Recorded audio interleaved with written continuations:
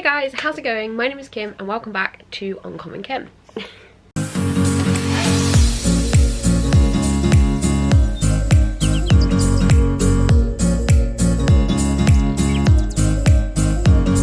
So I'm going to be doing a little bit of a book haul today. At the time of recording this, my birthday was yesterday and I did have an awful lot of books given to me for my birthday, which I'm really thankful for.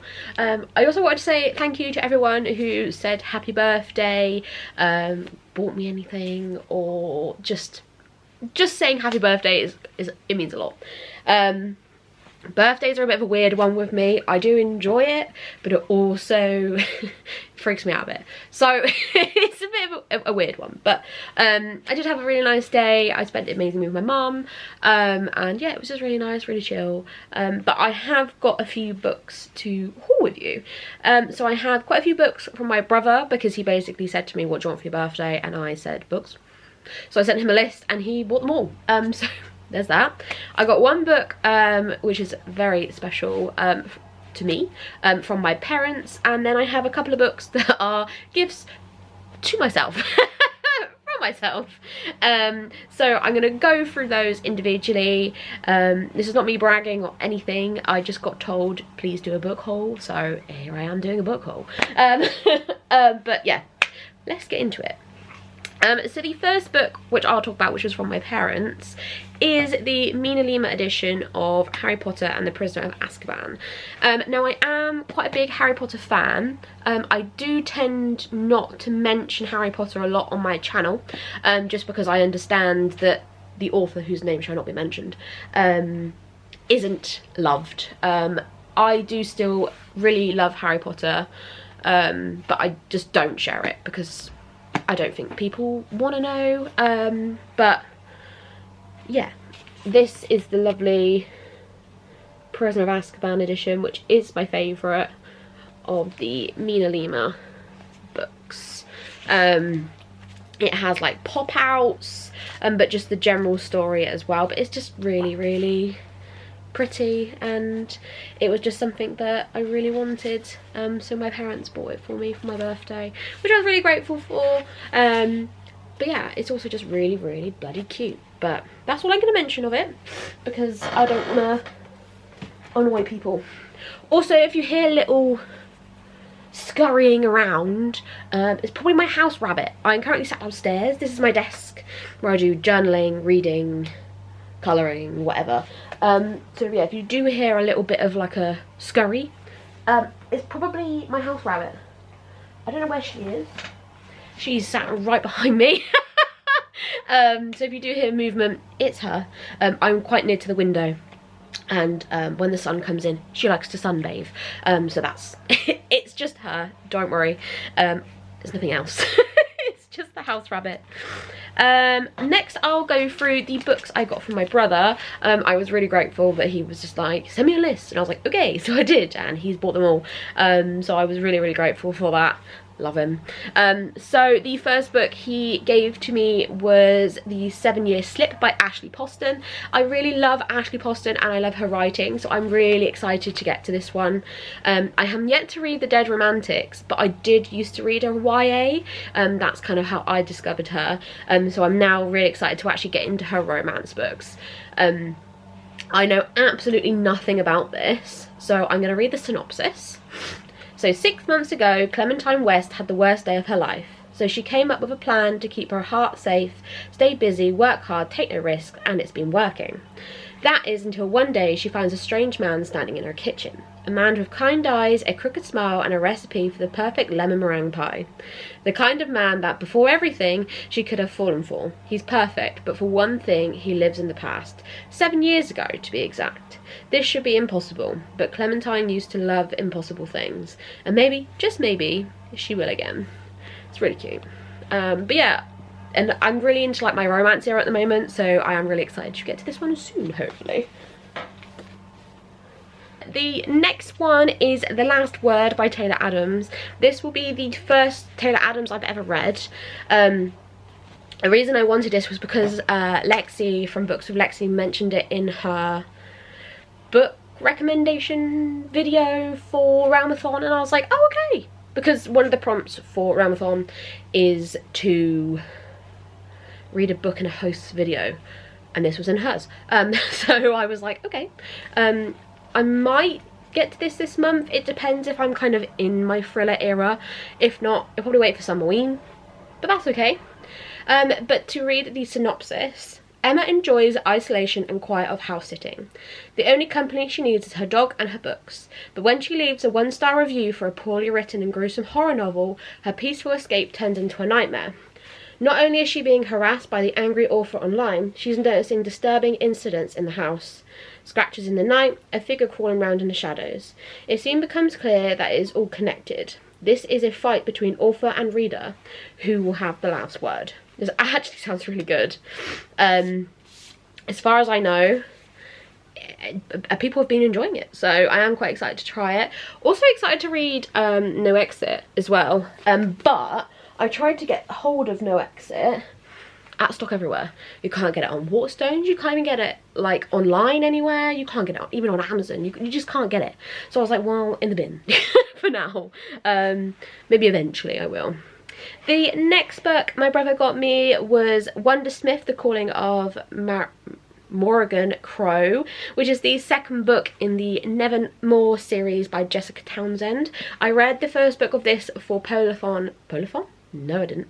For Pokeathon last month, and I really enjoyed it. I found it a really fast, intriguing read, and I'm really excited to get into book 2. I'm not going to say synopsis, obviously, because this is book 2 of 1, but I am really excited to hopefully get to this quite soon, maybe even for Pokeathon this month, who knows. But yeah, I really enjoyed it, so I'm really excited to carry on with the series.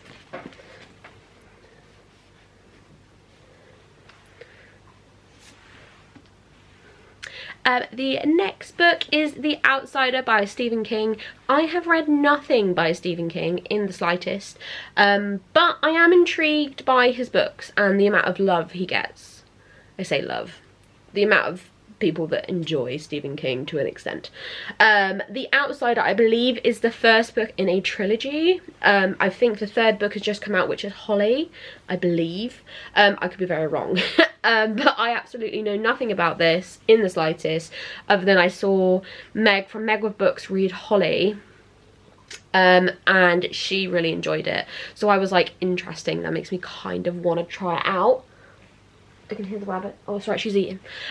So I thought, oh no, I'll get the first book. And I also really do like the spines that match with the Stephen King books. Always point them out when I go to like Waterstones. But the synopsis for this one is: now you see him, now you don't. It's a horrifying crime. Watertight evidence points to a single suspect, except he was 70 miles away with an ironclad alibi. Detective Anderson set out to investigate the impossible. How can the suspect have been in both places, have been both at the scene of the crime and in another town?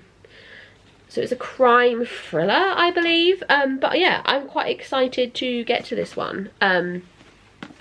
I'll probably do a reading vlog for reading my first ever Stephen King, because why not?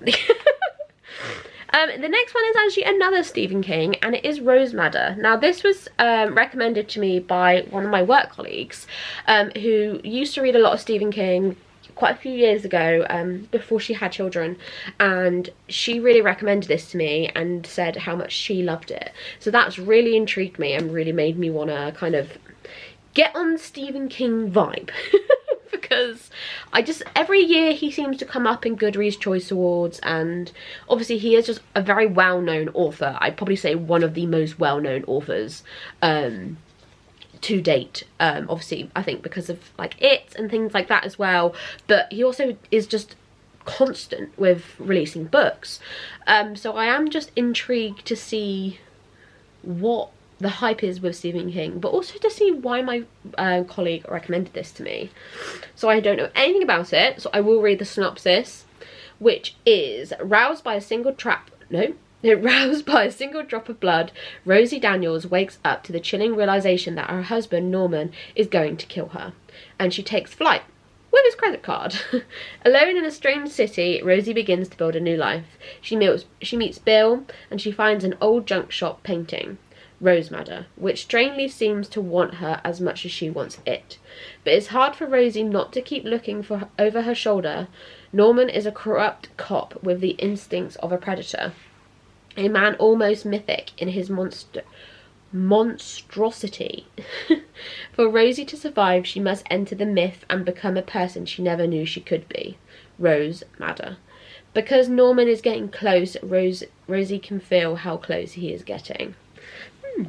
This is quite a bigger one. This is like nearly 600 pages. But yeah, I'm just intrigued to try things that are definitely out of my comfort zone. And Stephen King is definitely out of my comfort zone. 100%. He ain't in there, and he probably wouldn't have been if I didn't push myself. So the next book my brother got me is Legacy of Ash by Matthew Ward. I have seen many people read this now, and it's many people I have books in common with. One that's come to mind is Jade from Jade Reads. I have a lot in common with her, like Rona King series and Sebastian D. Castell, and I just think, yes, it's big. Yes, it's scary. It's also blurbed by John Gwynne, which, can I just say, my favourite human being. So I think, come on, Kim, you will probably really enjoy this. Yes, it's like nearly 700 pages, but this girl just read Empire of the Vampire in 4 days, so what? It's not that scary.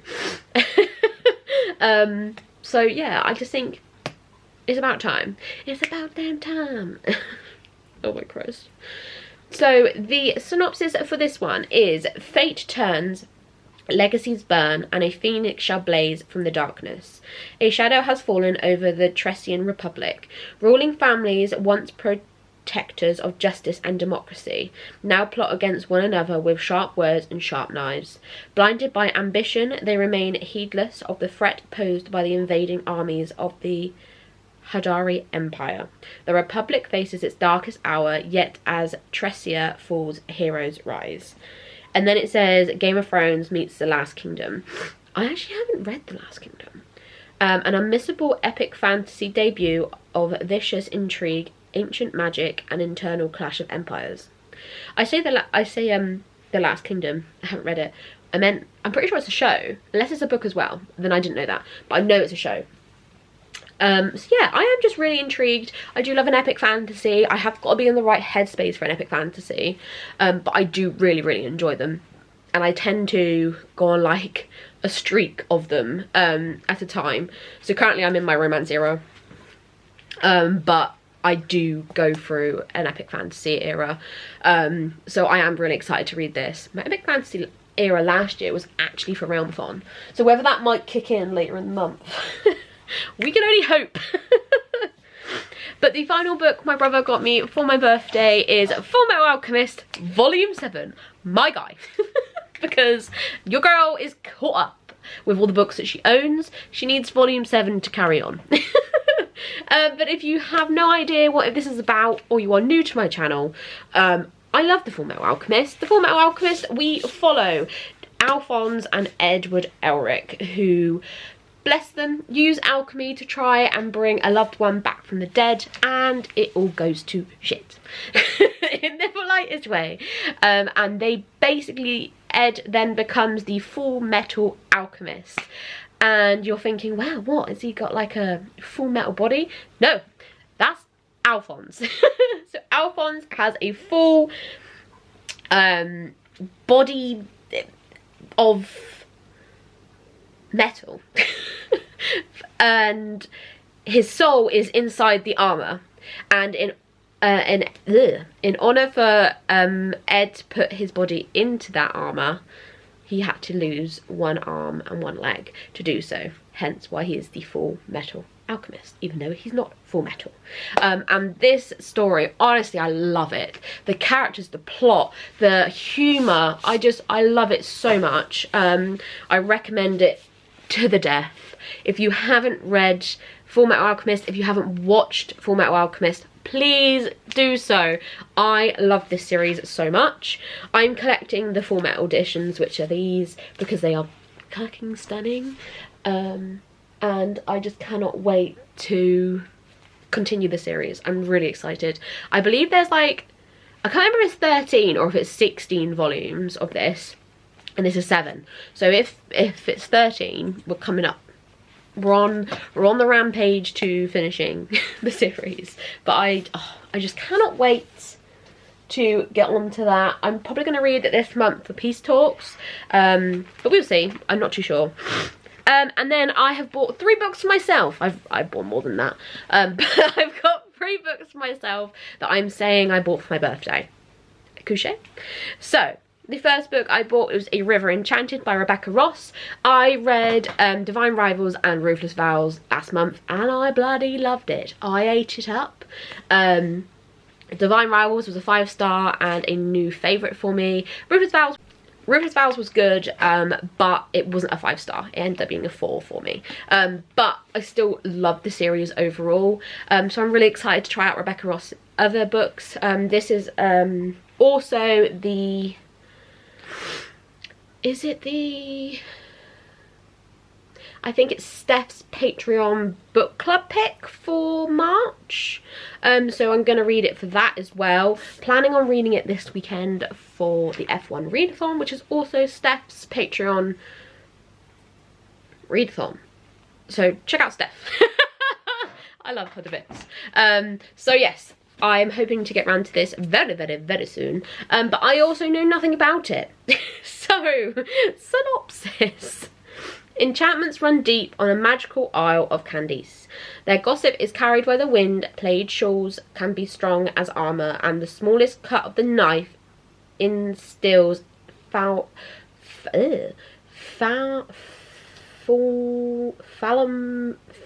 can't I speak? I'm going to say fear. Instills fear. Land capricious spirits find mirth in the lives of the inhabitants, but that mischief turns maleficent. Sure.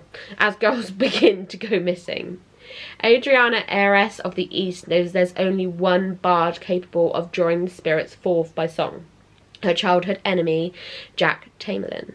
As Jack and Aderia... I just pronounced her name. What is wrong with me today?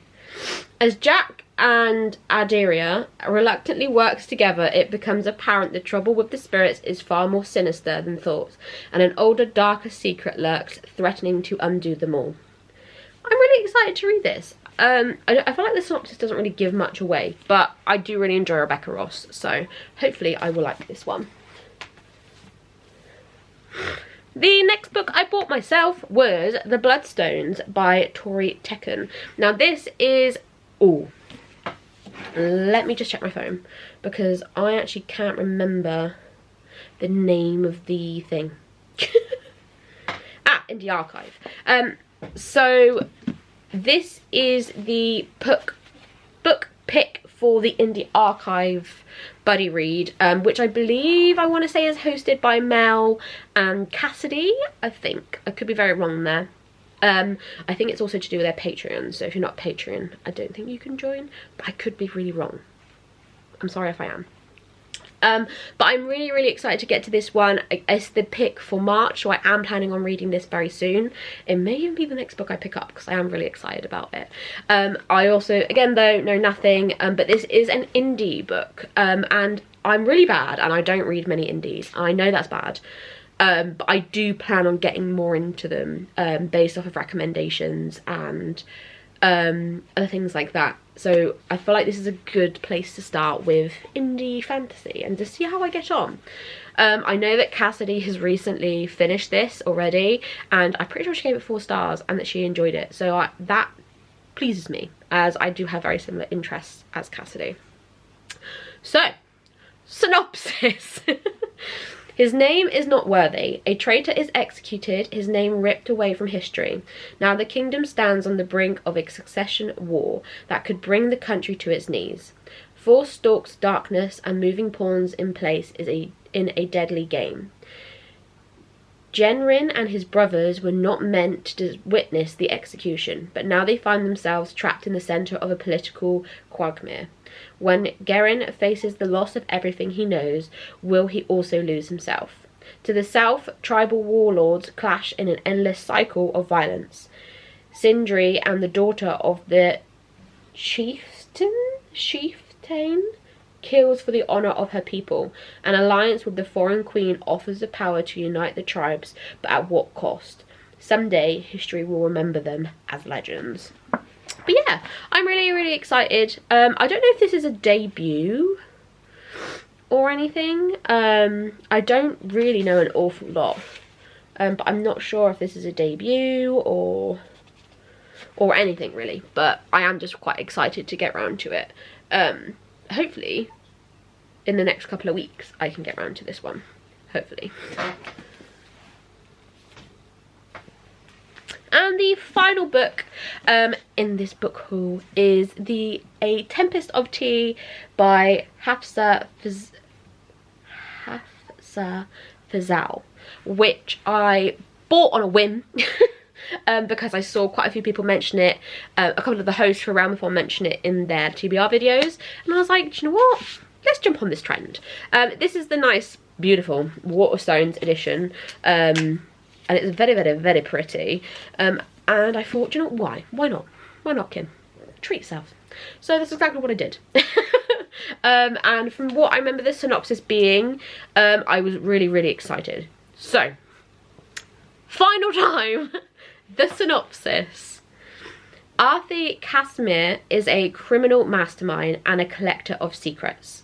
Her prestigious tea room transfers into an illegal blood house by night, catering to the vampires feared by society. But when the tea room and its secrets come under threat, Arthi must lead a gang of outcasts in a high-stakes heist to the sinister vampire underworld.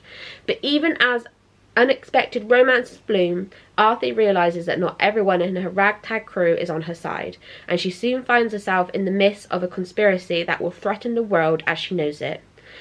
Dark, action-packed and swoon-worthy, A Tempest of Tea is teeming with romance and revenge, led by an orphan girl willing to do whatever it takes to save her self-made kingdom. I'm really excited. I'm actually really, really excited to get round to this. Also, can I just say, the cover is absolutely stunning. But yeah, I'm really, really excited to get round to this. I'm hoping to get round to this very soon. It's another one that I really want to read for Realmathon. But we will see how I get on. But yeah, that is... Oh, am I going to be able to pick this up?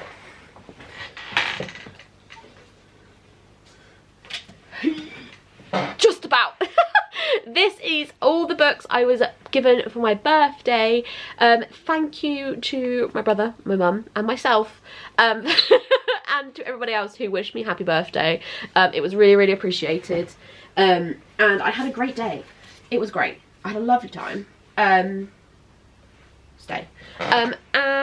yeah, that is all for this video. I will see you very soon for another one. It's a Realmathon vlog. And like and subscribe, because we are currently on the way to 200 subscribers, which is mental because I feel like it was not long ago I was saying 100, but here we are. So thank you guys so much. Thank you guys so much for watching. If you got to the end, leave a cup of tea emoji. And also let me know if you've read any of these, and what your reviews were, your thoughts. Let me know. But I'll see you all very soon for another video. Like, subscribe, and I'll see you very soon. Bye!